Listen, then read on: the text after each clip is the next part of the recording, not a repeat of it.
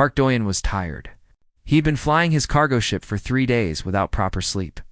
The medical supplies in his hold were needed on the other side of the galaxy. But first he had to stop at Crescent Dawn Station to refuel. The station was huge. It floated in space like a giant wheel, spinning slowly to create gravity. Thousands of beings from dozens of planets lived and worked here. Traders came to buy and sell. Fighters came to prove themselves in the arena. Criminals came to hide. Everyone came to Crescent Dawn eventually. Doyen docked his ship and paid the landing fee. His stomach was empty and his body ached.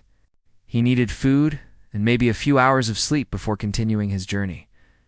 He found a cantina on the 3rd level. The place was crowded with aliens of all shapes and sizes. Some had scales. Some had fur. Some had too many eyes, or not enough legs. Doyen had stopped being amazed by aliens years ago. Now they were just people to him. He walked to an empty table in the corner and sat down. The chair was uncomfortable, built for a body different from his own. He did not care. He ordered simple food and water from the serving robot and waited. The food came quickly. It was not good, but it was not bad either. Station food never was. Doyen ate slowly, watching the other customers without seeming to watch.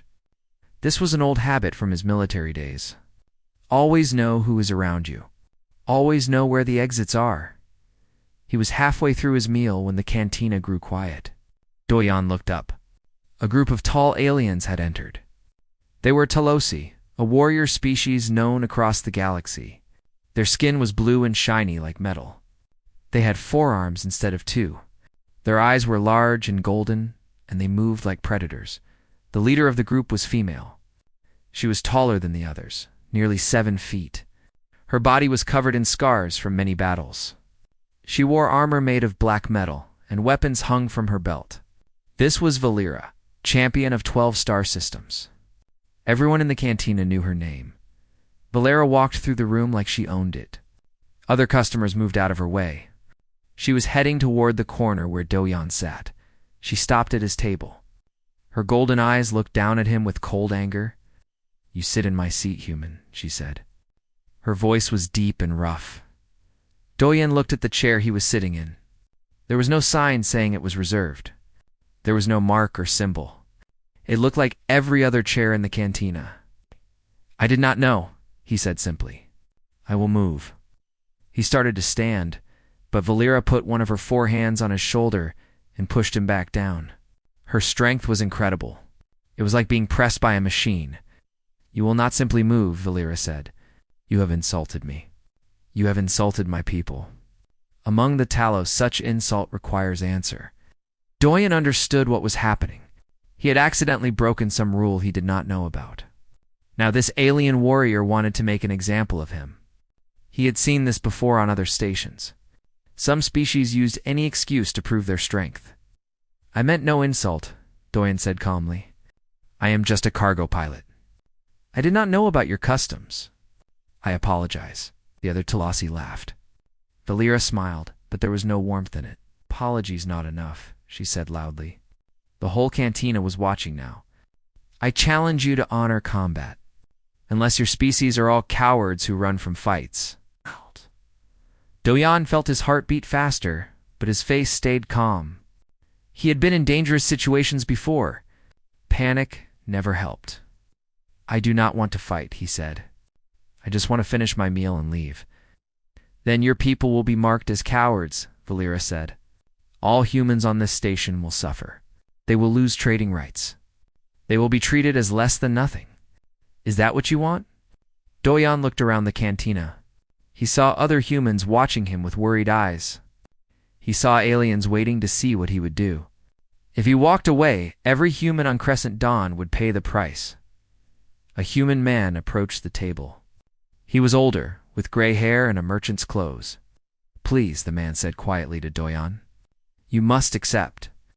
If you do not, they will make life impossible for all of us here.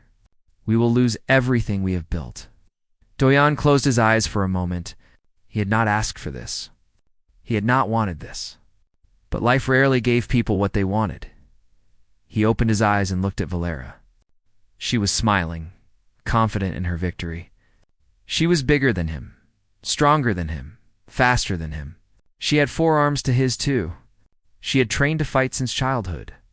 By every measure, she should win easily. Fine, Doyan said.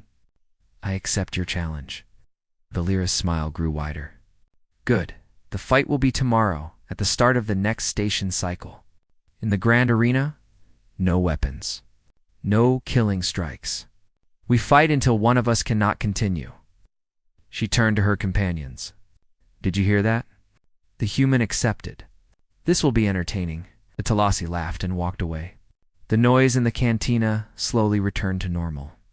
The other humans looked at Doyan with a mix of gratitude and pity. They were thankful he had accepted, but they did not expect him to survive. The older merchant sat down across from Doyan. Thank you, he said. I know what you have done for us. Is there anything we can do to help you prepare?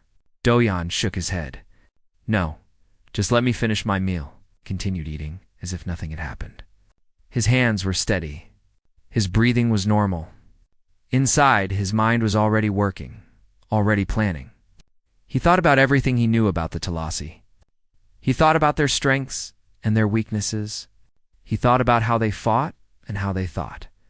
Valera believed she would finish him in seconds. She believed humans were weak and soft. She believed this fight was already won. She was wrong. Doyan finished his food, paid his bill, and walked back to his ship. Tomorrow would be an interesting day. The news of the challenge spread through Crescent Dawn Station like fire. By morning, everyone knew about the human cargo pilot who had accepted a fight against Valera as the undefeated Talasi champion. Most people thought he was crazy. Some thought he was brave. A few thought he was simply too stupid to understand what was about to happen to him. Doyan spent the night in his ship. He did not sleep much. Instead, he sat in the pilot's seat and watched old videos on his computer. The videos showed Talasi warriors fighting in various arenas across the galaxy. He watched how they moved. He watched how they attacked. He watched how they defended. He paid special attention to videos of Va Lyra. She was good. Very good. Her 4 arms worked together like a perfect machine. She could attack from multiple angles at the same time. Her speed was incredible for someone her size. In one video, she defeated an opponent in less than 20 seconds. In another, she broke both arms of a fighter twice her weight. But Doyan noticed something else. Valera always won quickly. She was not used to long fights. She attacked with full power from the start, expecting to finish her opponent immediately. When that did not work, she became frustrated. In one video, a fighter lasted nearly 2 minutes against her. By the end, Valera was angry and making small mistakes. Interesting, Doyan thought. Very interesting. In the morning, a woman came to his ship. She was human, about 30 years old, with short black hair and tired eyes. She wore the white coat of a doctor. I am Yunjia, she said. I work in the station medical center. I heard about your fight. Did you come to tell me I will die? Doyan asked. Jia did not smile. I came to tell you what you are facing. I have treated many fighters after they faced Talose warriors. I have seen what they do to human bodies. Tell me, Doyan said. Jia sat down on a cargo box. Talose are stronger than humans by at least 3 times. Their bones are denser. Their muscles are thicker. One punch from a Talos can break human ribs like thin sticks. Understand? They also have 4 arms. This means they can attack and defend at the same time. They can grab you and hit you. They can block your strikes while attacking your body. You cannot fight them the way you would fight a human. What else? Jia looked at him strangely. You seem very calm for someone who might die tomorrow. Doyan shrugged. Being afraid will not help me. What else should I know about Talose? Jia studied him for a moment. There was something in his eyes that she had not expected. He was not scared. He was not pretending to be brave. He was simply thinking, planning, calculating. Their eyesight is excellent, but they have trouble with very fast movements, Jia said. Their brains process visual information slightly slower than humans. Also, their lower arms are weaker than their upper arms. Most Talose use their lower arms for grabbing and their upper arms for striking. What about endurance? They tire faster than humans in long fights. Their muscles are built for quick, powerful actions, not for lasting effort. But most fights do not last long enough for this to matter. Oh. Doyan nodded slowly. Thank you. This is helpful. You are not going to train. You are not going to practice. I have been training for 20 years, Doyan said. One more day will not make a difference. Gia stood up to leave. At the door of the ship, she turned back. Why did you accept the challenge? You could have refused and left the station. Let every human here suffer because of me. Doyan shook his head. That is not who I am. After Gia left, Doyan continued his preparation. He stretched his muscles slowly and carefully. He practiced breathing exercises that calmed his mind and heart. He did not punch the air or kick invisible enemies. He simply prepared his body and mind for what was coming. In the afternoon, another visitor came to his ship. This one was not human. He was an old Telosi male, smaller than most of his kind, with gray patches on his blue skin. He walked with a slight limp, and one of his lower arms hung useless at his side. I am Commander Threll, the old Telosi said. May I speak with you? Doyan let him in. You served in the border conflicts. Threll looked surprised. How do you know this? I recognize the metal on your chest. I served in those conflicts too, on the human side. Threll sat down slowly, his old bones creaking. Then we were enemies once. Perhaps. Does it matter now? No, Threll said. Those days are gone. I came to see the human who accepted Valera's challenge. I wanted to understand why. Why do you care? Threll was quiet for a moment. I fought alongside humans during the final years of the conflict. After we made peace, I saw things that I still do not understand. What things? I saw humans fight when they should have run. I saw humans stand when they should have fallen. I saw a human soldier carry 3 wounded Talosi warriors to safety, even though he was bleeding from a dozen wounds. Threll looked directly at Doyan. I never understood what made your species like this. Doyan thought about his answer. Humans have been fighting since before we could write. We fought each other for thousands of years. We fought over land, over food, over ideas, over nothing at all. Fighting is in our blood. Surviving is in our bones. You believe you can survive tomorrow? I do not know. But I will not make it easy for her. Threll stood up. Most species in this galaxy fight to win. They fight because they believe they are stronger. Humans fight differently. You fight because you refuse to lose. There is a difference. He walked to the door. I will be watching tomorrow. Whatever happens, you have earned my respect. After Threll left, Doyan closed his eyes and remembered. He remembered his training in the Korean military. He remembered the missions that had broken other soldiers. He remembered the pain and the fear and the long nights when survival seemed impossible. He had lived through all of it. He had come out the other side. Valera was strong. Valera was fast. Valera was deadly. But she had never fought someone like him. When the station lights dimmed to signal night, Doyan lay down and slept. His sleep was deep and dreamless. His body knew what was coming, and it needed rest. Tomorrow, he would fight. Tomorrow, he would show the galaxy what a human could do. Across the station, Valera was celebrating with her companions. They drank and laughed and talked about how quickly she would defeat the human. She had already forgotten his face. He was nothing to her. Just another victim. She did not know that she was about to face the most dangerous opponent of her life. Station. Nadia was massive. It floated in neutral space like a small moon built from metal and light. Thousands of ships came and went from its ports. Millions of beings lived inside its walls. It was a place of trade, of politics, of secrets, and now. It was the stage for the most important peace summit in galactic history. Duhuns stood on the landing platform as their damaged ship docked. Security teams swarmed around them. Valori officials shouted orders. Human diplomats pushed through the crowd. Everyone wanted to see Yira. Everyone wanted a piece of the ambassador's daughter. But Doan kept them back. He stood between Yira and the chaos, his hand never far from his weapon. Give her space, he growled at a pushy journalist. They were escorted to a secure section of the station.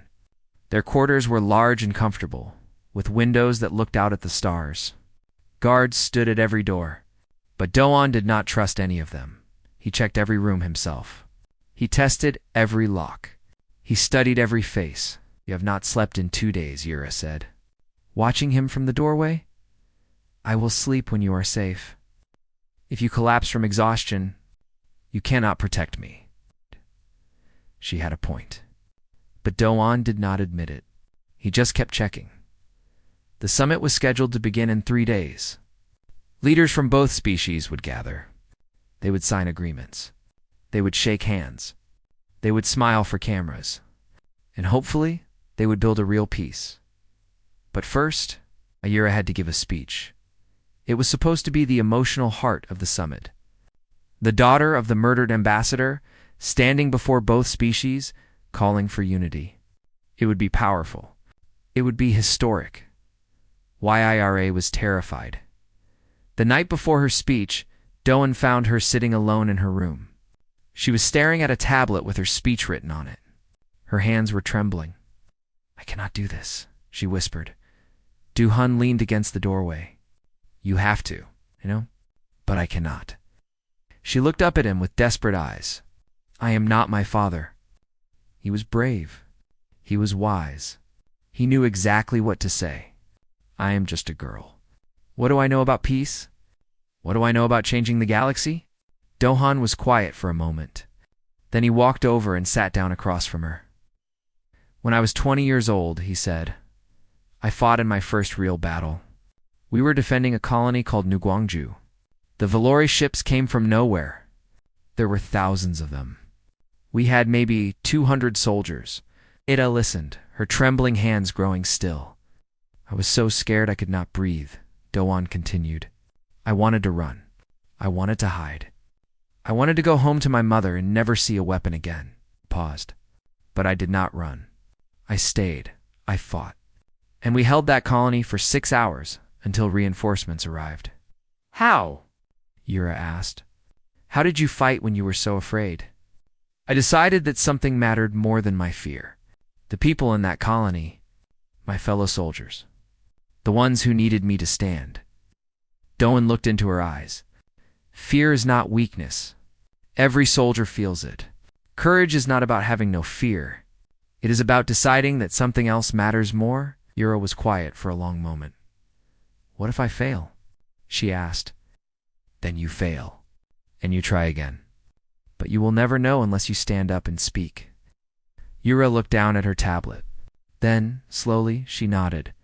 "Will you be there? When I give my speech, I will be there, watching over you, like always." For the first time since he met her, Yura smiled. It was small and fragile, but it was real. The next day, the great hall of Stationaria was filled with thousands of beings. Humans and Valori sat side by side, separated by invisible walls of distrust. Journalists recorded everything. Security watched from every corner. The tension was so thick, Do-on could feel it pressing against his skin. He stood near the stage. Hidden in the shadows, his eyes scanning the crowd. Yira walked onto the stage. She looked so small against the massive backdrop of stars. Her silver skin glowed under the bright lights. Her hands were clasped in front of her. Do-on could see they were shaking slightly, but her voice was steady when she began to speak. "My father believed in peace," she said. "He believed that humans and Valori could live together, work together, build together. He gave his life for that belief." The crowd was silent, listening. "I know many of you still hate. I know many of you have lost family, friends, everything you loved to this war. I know because I feel your pain. I feel your anger. I feel your grief." Her large eyes swept across the audience. "I feel it because I share it." She paused and her voice grew stronger. "But I also feel something else. I feel hope. In the human nurse who treated Valori wounded when no one was watching. In the Valori pilot who let a human escape pod pass unharmed. In every small act of mercy that happened during the darkness of war." Her eyes found Do-in in the shadows. In a soldier who risked everything to protect civilians who were supposed to be his enemies, Doan felt his chest tighten. Peace is not about forgetting the past, Yura continued. It is about choosing the future. It is about looking at someone who hurt you and deciding that the children of both our species deserve better. It is hard. It is painful. But it is the only way forward. She lifted her chin and her voice rang through the hall. I am not my father. I am young. I am scared. I do not have all the answers, but I have his dream, and I will fight for it with every breath in my body. Not with weapons, not with hate, but with hope. The hall erupted in applause. Both humans and Valerie stood, clapping, crying, cheering. Yura stood on the stage, tears streaming down her silver face. Overwhelmed by the response, for one perfect moment, peace felt possible. Then Dahuan saw him, a human man in the crowd, pushing toward the stage. His eyes were fixed on Yura with terrible intensity. His hand was reaching into his coat. Doan moved. He jumped from the shadows and ran toward the stage. Time seemed to slow down. He saw the man pull out a small plasma pistol. He saw the weapon rise toward Yura.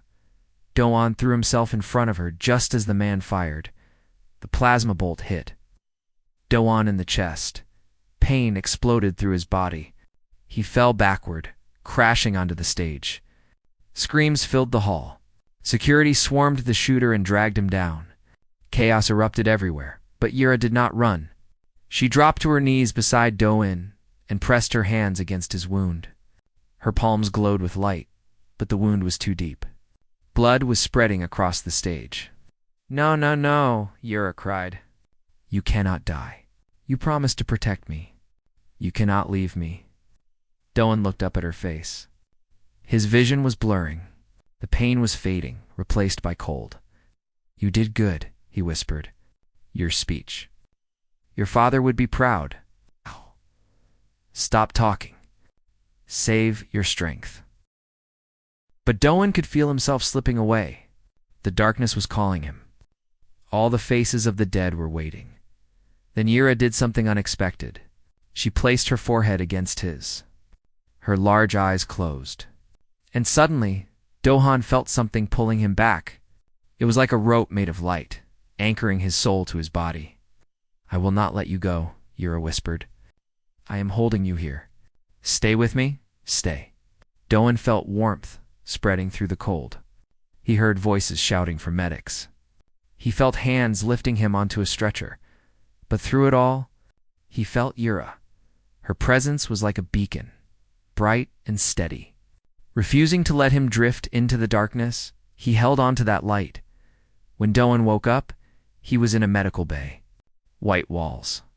Soft beeping machines. The smell of medicine. Yura was sitting beside his bed. Her eyes were red from crying. She looked exhausted. How long? Doan asked. His voice was weak. 3 days.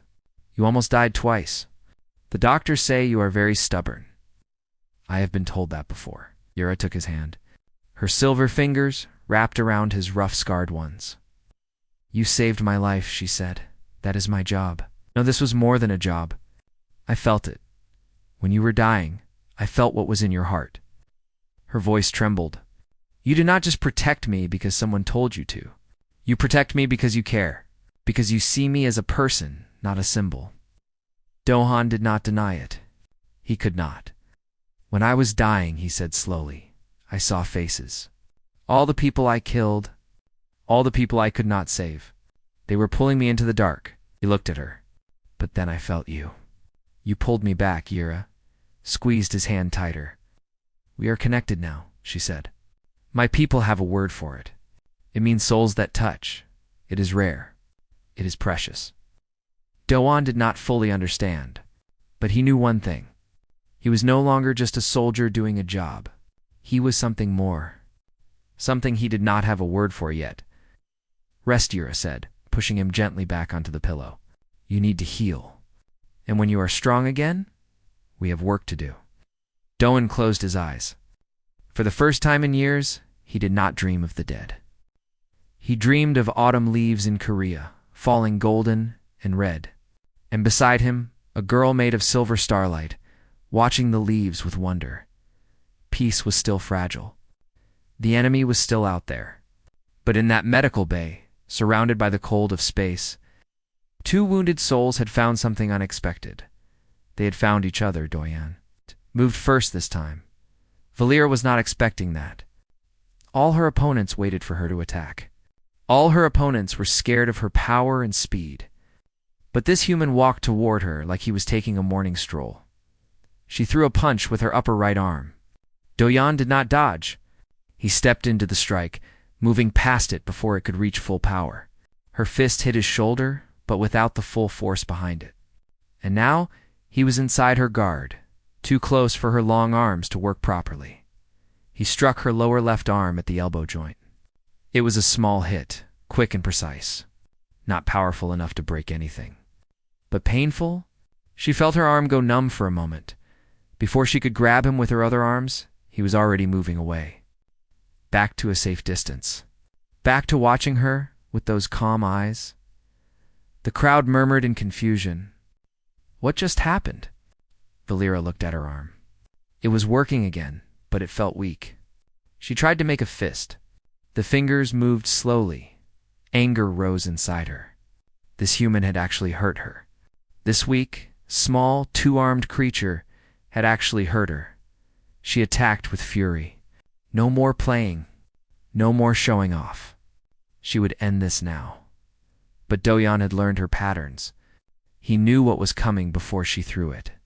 When her upper arms attacked, he ducked under them and struck at her lower arms. When her lower arms reached for him, he used them as shields against her upper strikes. He was not trying to match her power. He was turning her own body against her. The fight continued, minute after minute. Valera had never fought this long in the arena. She had never needed to. Her breathing became heavier. Her movements became slower. Just a little. Just enough. Doyen noticed. Of course he noticed. He noticed everything. He began targeting her joints more aggressively. Her elbows, her knees, her wrists. Small strikes that accumulated damage over time. She was a mountain, and he was water. Water could not break a mountain quickly, but water could wear down a mountain slowly. In the crowd, Commander Threll was standing now. His old heart was beating fast. He remembered the border conflicts. He remembered fighting alongside humans in the final years. They fought like this. They did not try to win quickly. They tried to survive until winning became possible. What is he doing? The alien beside Threll asked. Hugh is showing her what humans are made of, Threll answered. Valera was becoming desperate. Nothing was working. Every combination she threw, he had an answer. Every power strike she attempted, he avoided or deflected. And those small hits kept coming. Her arms were tired. Her legs were heavy. She could not remember the last time. She felt tired in a fight. She screamed in frustration and charged at him with all her remaining strength. No technique. No strategy. Just raw power. It was exactly what Doyen wanted. He sidestepped her charge at the last moment, grabbed her lead arm, and used her own momentum against her. She was heavy, much heavier than him. But momentum did not care about weight. It cared about direction and speed. Valera flew past him and crashed to the ground. For the first time in her fighting career, she looked up at an opponent from the floor. The arena was completely silent. No one could believe what they were seeing. The undefeated champion was on the ground. The human was still standing. Doyen stepped back. He did not kick her while she was down. He did not jump on her to finish the fight. He simply waited. "Get up," he said. His voice was calm and steady. "This is not over until you decide it is over." Valera stared at him. Her golden eyes were wide with shock. Then something changed in them. The arrogance was gone. The casual cruelty was gone. For the first time, she looked at him as an equal. She got up slowly. Her body hurt in places she did not know could hurt. Her arms felt like they were filled with stones. Her legs trembled with exhaustion. But she was Valera. She was a champion. She would not surrender. She raised her forearms again and faced him. This time, there was no smile. This time, there was respect. "How?" she asked. "How are you doing this?" Do-yeon did not answer with words. He answered by attacking. Now he was the aggressor. Now he was the one pushing forward. His strikes were not powerful, but they were constant. One after another after another. He hit her arms, her shoulders, her legs. He never stopped moving. He never stopped hitting. Valera tried to fight back, but her tired arms were too slow. She tried to grab him, but he slipped away like smoke. She tried to use her superior strength. But strength meant nothing if you could not catch your opponent. The crowd was going crazy now. They were witnessing something impossible. A human was beating a Talos Sea champion. Not with strength. Not with speed, but with endurance and cleverness and a refusal to give up. Gia was crying. She did not know why. She just felt something powerful watching this man refuse to break. The fight had lasted 12 minutes. Valera had never fought for 12 minutes. Her body was failing her. Her mind was confused. She could not understand how this was happening. Do-yeon was hurt too. His ribs were probably cracked. His shoulder was purple with bruising. Blood ran from a cut on his forehead. But he kept fighting. He kept pushing forward, because that was what humans did. They kept going when anyone else would stop. They kept standing when anyone else would fall. Valera threw one more desperate punch. Do-yeon caught it with both hands, twisted her arm, and brought her to her knees. She tried to strike with her other arms, but they were too weak now, too tired. He held her primary arm locked, and she could not break free. "Healed," he said softly. "There is no shame in it." Valera looked up at him. This human, this impossible human. He had beaten her. Fairly. Completely. She could not believe it. But she could not deny it. For a long moment, she said nothing. The arena was silent. The galaxy was waiting. Then Valera spoke the words of surrender in her native tongue. Ancient words that she had never spoken before. Words she never thought she would speak. The fight was over. The human had won. The arena exploded with noise. Thousands of beings jumped to their feet, shouting in languages Do-yeon could not understand. Some were angry. Some were shocked. Many were excited. They had just witnessed history. No human had ever defeated a Talos Sea champion in single combat. Until now, Do-yeon released Valera's arm and stepped back. His body was screaming with pain. Now that the fight was over, he could feel every injury, every bruise, every crack in his bones. The adrenaline that had kept him going was fading, and exhaustion was taking its place. He offered his hand to Valera to help her stand. She looked at his hand for a long moment. In Talosi culture, accepting help from an opponent was considered shameful. It meant admitting weakness. She took his hand anyway. Do-yeon pulled her up. They stood facing each other in the center of the arena. Two fighters. Two warriors. One of them had won. One of them had lost. But both of them had fought with everything they had. Medical teams rushed onto the platform. Gia led the human team that came for Do-yeon. Other doctors came for Valera. "You need to come with me now," Gia said. Her voice was shaking. "You have at least 3 broken ribs and possible internal bleeding." "I know," Do-yeon said. He did not resist as they put him on a stretcher and carried him away. The station medical center was busy that day. Do-yeon was placed in a room next to Valera. A thin wall separated them, but they could hear each other breathing. Jaya worked on Do-yeon for hours. Human medicine was good, but bones still needed time to heal. She gave him drugs for the pain and fluids for the blood loss. "You are either the bravest person I have ever met or the craziest," she said while bandaging his ribs. "Maybe both," Do-yeon said. He was very tired now. "The painkillers were making him sleepy. How did you do it?" "She is 3 times stronger than you. She has twice as many arms. She has been training to fight her whole life." Do-yeon closed his eyes. "Humans have been fighting for thousands of years. We have learned that the strongest fighter does not always win. The smartest fighter wins. The fighter who refuses to quit wins. You could have died. Everyone dies eventually. But not everyone lives with honor. If I had run away, what would that have made me? Gia had no answer for that. In the room next door, Valera lay on her own medical bed. Her injuries were less serious than Doyen's, but her pride was wounded deeper than any physical cut. She had never lost. She did not know how to lose. Her whole life she had been the strongest, the fastest, the best. Now she was none of those things. Her companions came to visit her. They did not know what to say. They stood around her bed with uncomfortable faces. "Leave me," she told them. "I want to be alone." I left. Valera stared at the ceiling and thought about the fight. She replayed every moment in her mind. She tried to find excuses. She tried to blame bad luck or unfair circumstances, but she could not lie to herself. The human had simply been better, not stronger, not faster, but better where it mattered most. The next day, Doyon was well enough to walk. His ribs were still broken, but the pain was manageable. He went to the cantina to eat. This time no one bothered him about where he sat. In fact, aliens moved out of his way with respect. He was eating quietly when Commander Threll approached. The old Talosi bowed deeply.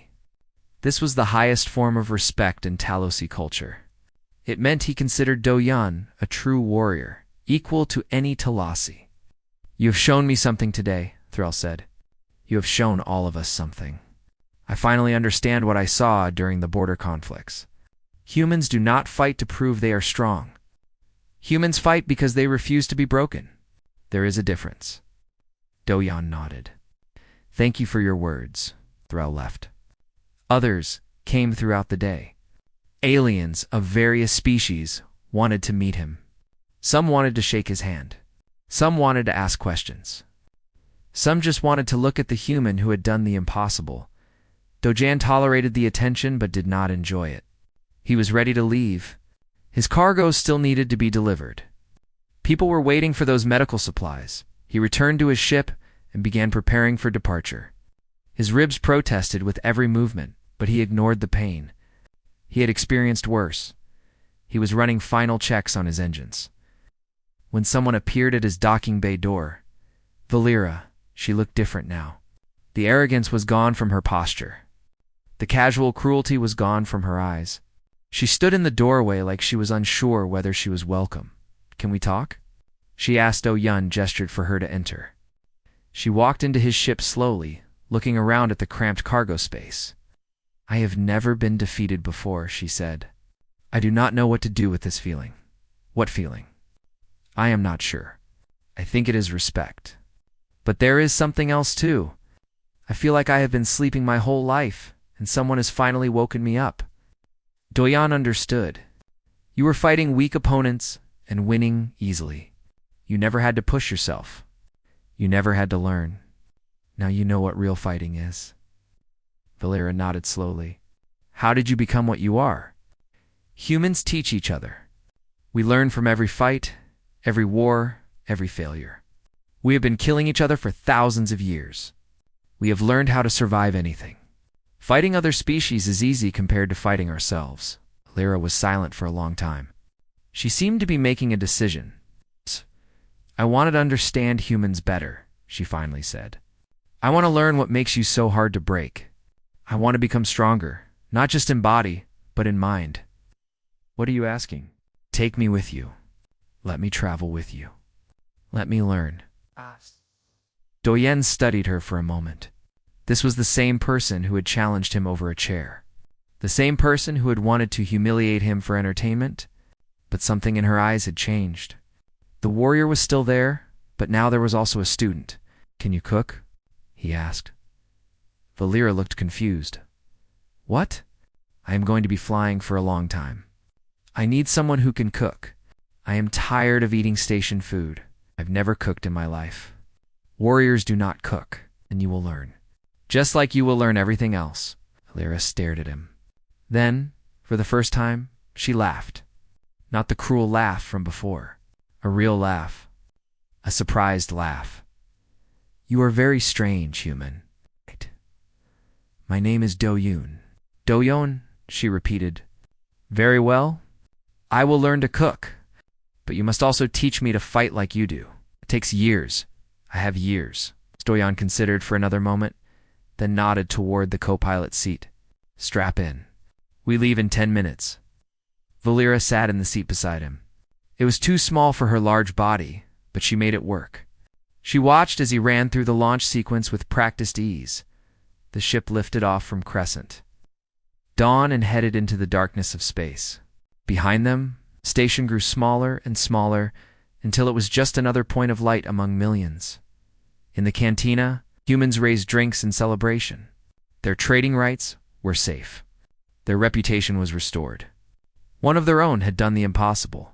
In the arena, workers cleaned the platform where the fight had taken place.